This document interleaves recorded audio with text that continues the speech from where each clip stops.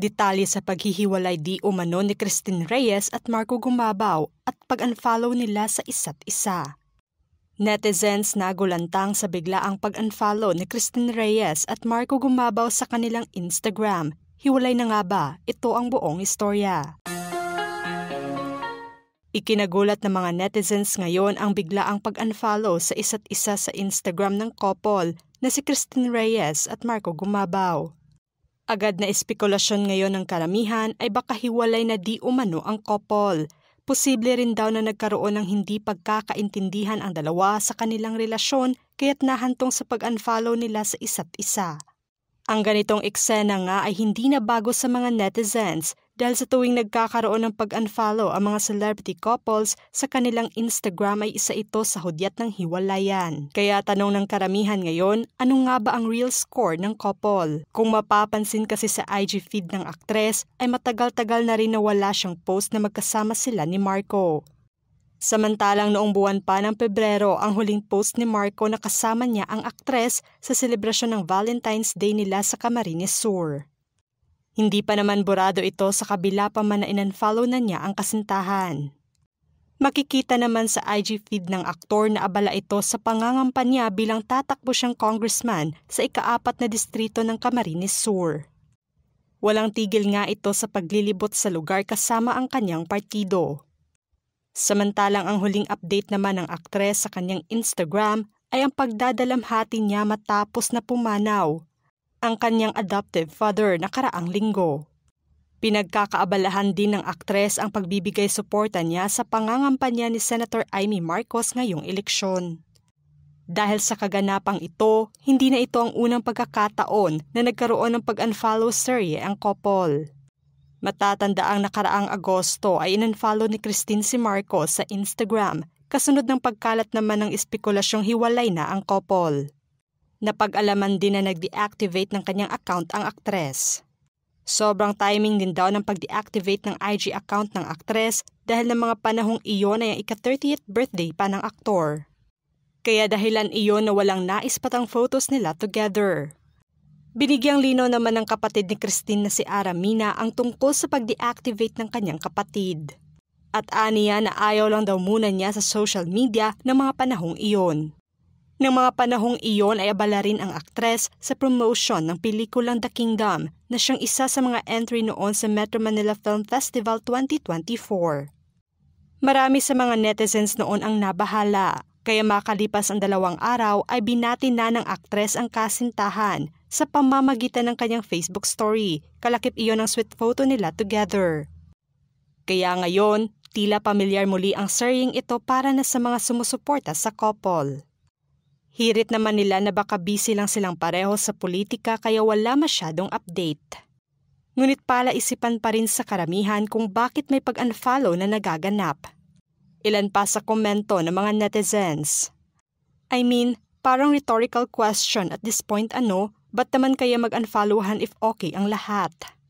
Bakit ang daming nag-a-unfollowan ngayon ng mga magjowa? Mga artista nga naman parang kanin lang yan, pag sinubo pag napaso iluluwa. So ganito na pala ang sign ng breakup o di pagkakaunawaan ng mga artista din. Unfollowan to each other, it means may problema ang magjowa. Diyos ko, anyari sa buwan na to at ang daming naghihiwalay. Giit naman ng iba na baka may hindi lang pagkakaunawaan ang couple ngayon at hindi naman ibig sabihin na hiwalay na sila dahil nag-unfollow lang sa isa't isa. Ikinatuwa pa nga ng iba na may panahon pa talaga ang ibang tao na i-check ang account ng couple. Sana bigyan na lamang daw ng privacy ang mga ito.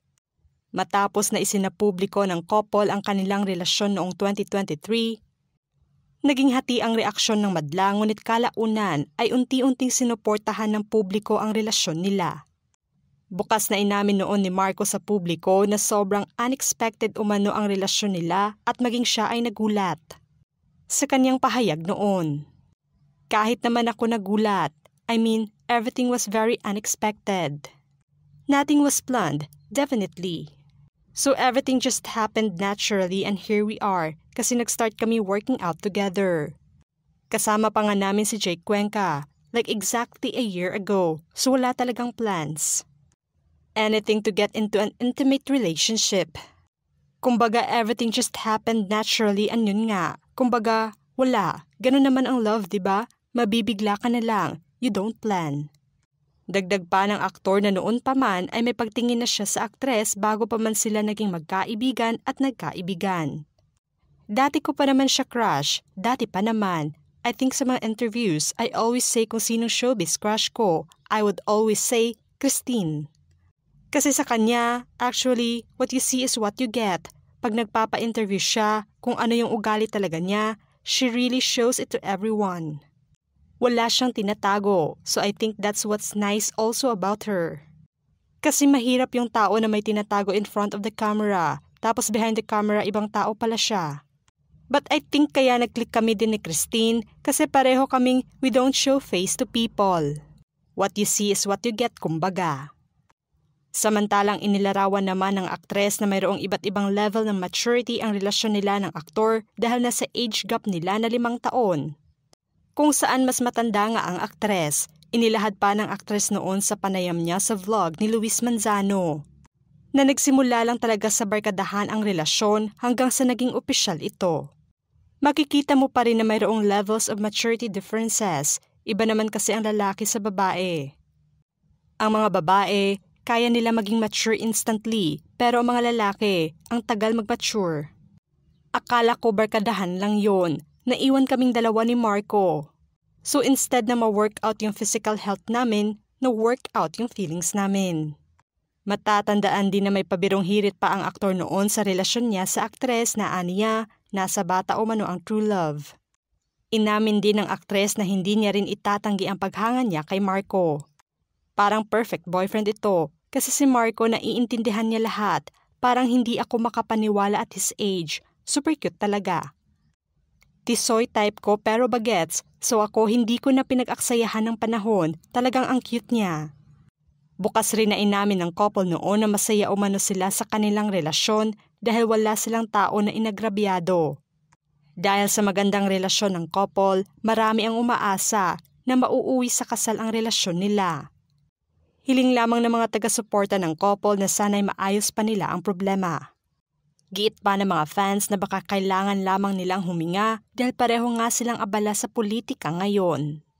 Hindi rin isinasantabi ng mga taga-suporta ang espekulasyong ito.